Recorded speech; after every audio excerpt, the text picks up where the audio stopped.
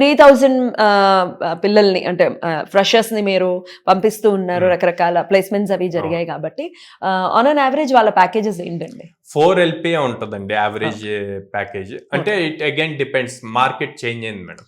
So previously అంతకుముందు direct గా job తీసుకునేవాళ్ళు. ఇప్పుడు ఆఫ్టర్ కోవిడ్ తర్వాత నుంచి ఏం చేశారంటే ఇంటర్న్షిప్ ఇస్తున్నారు. అంటే ఇనిషియల్ గా 15,000 20,000 స్టైఫండ్ లాగా ఇస్తారు.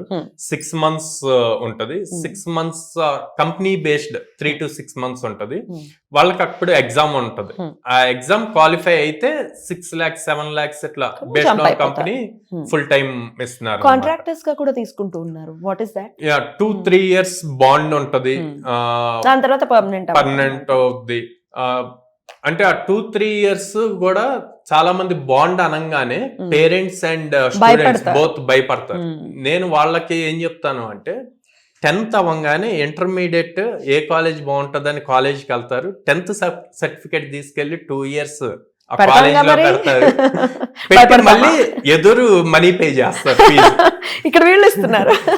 ఇంటర్ అయ్యాక ఇంజనీరింగ్ జాయిన్ అయ్యేటప్పుడు 10th ఇంటర్ 2 సర్టిఫికేట్స్ పెట్టి 4 years ఫీజు పే చేస్తారు.